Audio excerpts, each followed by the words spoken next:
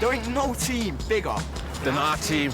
We are that massive. The whole of town hears us singing. More like hears us winning.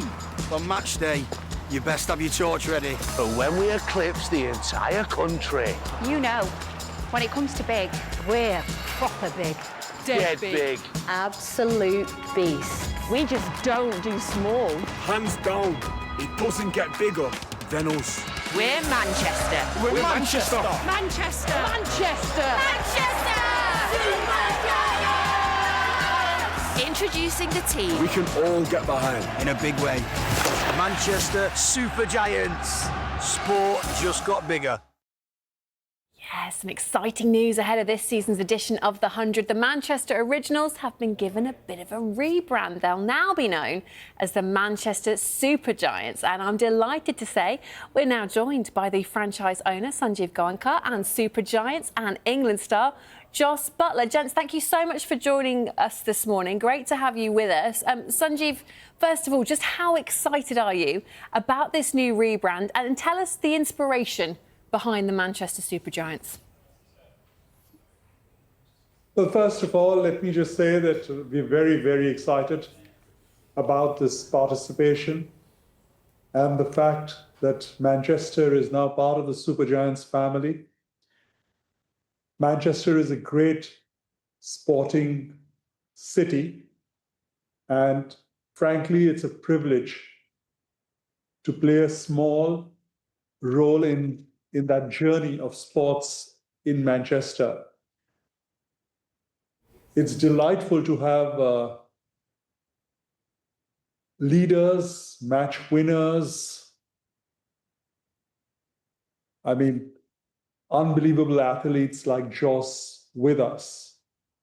And to integrate Manchester with the Super Giants family is a dream come true. How much are you then looking forward to this season's edition of The 100? It feels quite far away in the summer, but it'll come around quick. And of course, the newly renamed Manchester Super Giants. Yeah, really excited. I've loved being a part of the 100. I think the 100 is such a fantastic tournament, now taking on a new story in its history so far with the investment. And yeah, the Manchester Super Giants coming under that Super Giants umbrella. I'm part of it here in Durban. I've loved being part of this environment, and I love playing cricket at Emirates Old Trafford. It's a great place to play. Obviously, Mr. Goenka mentioned what a fantastic city Manchester is in terms of sport. And yeah, the summer will come around quickly, and I can't wait to get started as the Manchester Super Giants.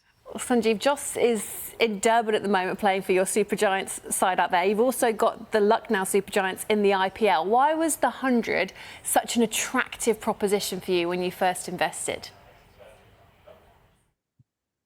Quite honestly, England has been the home of cricket.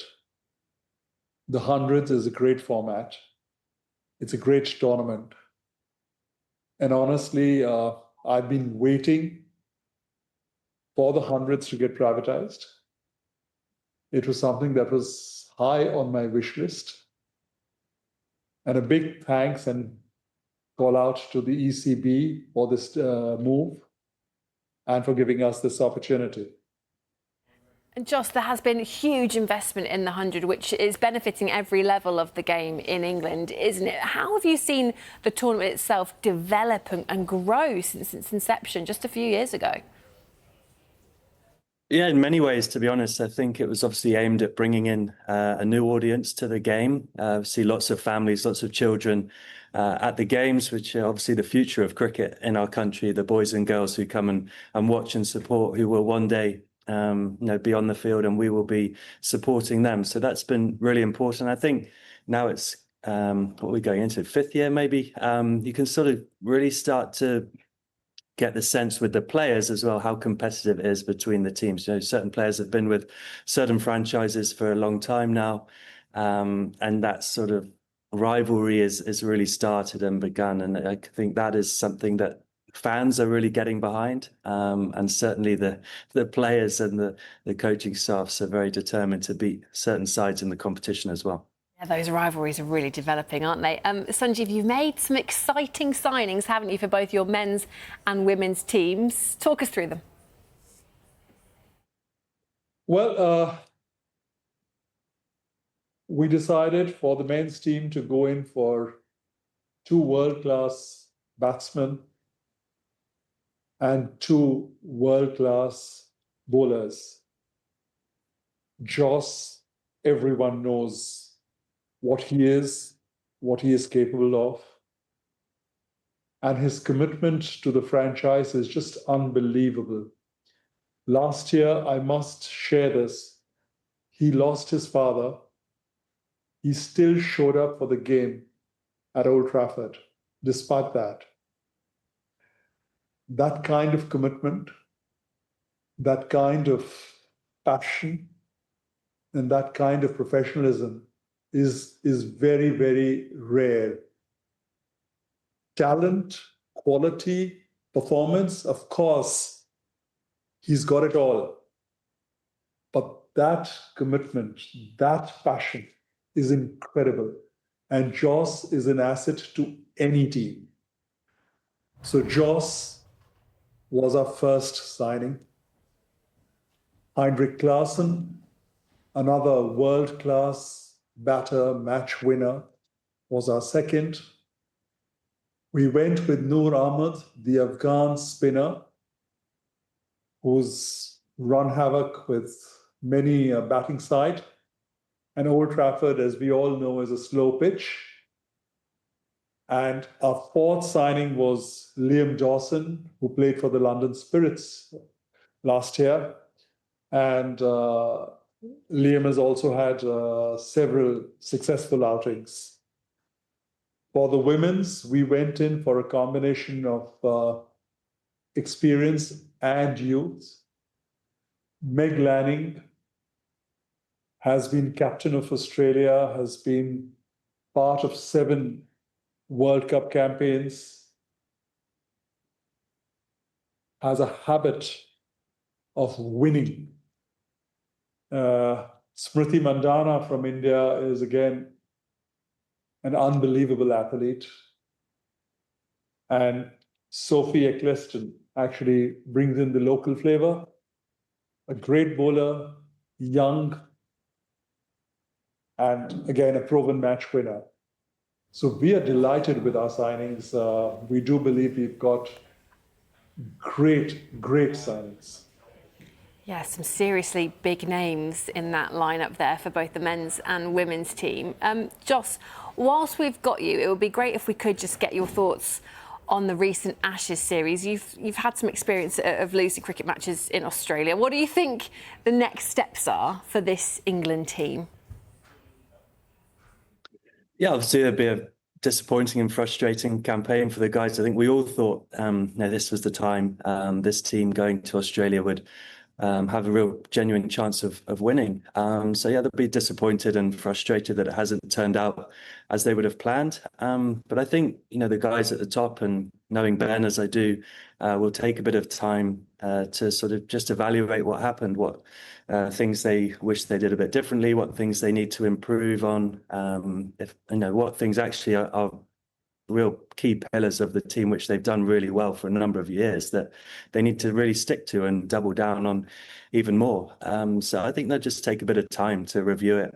As I say, I know Ben pretty well. I've played a lot of cricket with Ben and grown up alongside him, and his determination and desire and passion to lead that team forward and improve and take them to be the #1 Test team in the world, which is where he'll want to take them, will be stronger than ever, I think, after this tour.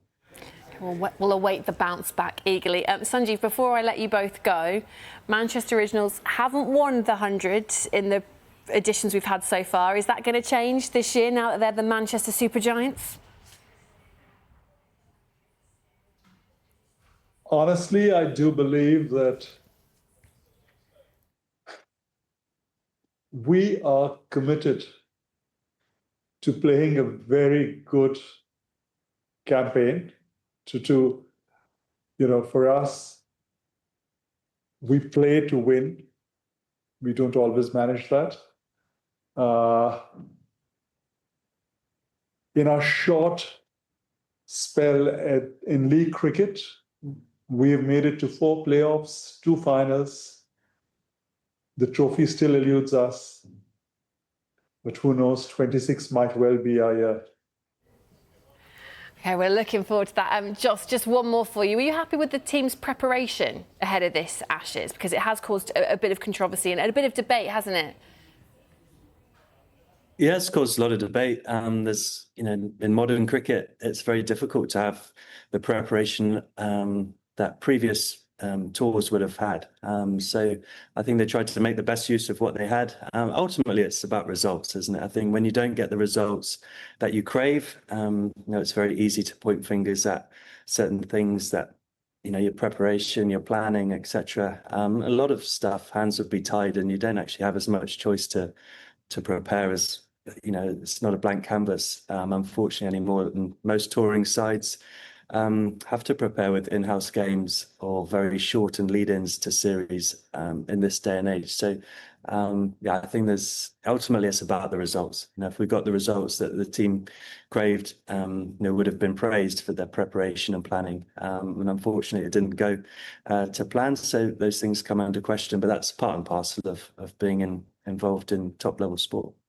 Joss, Sanjiv, thank you very much indeed for joining us this morning, and best of luck. We're looking forward to seeing what the Manchester Super Giants will do come the 100. Thank you. Thank you.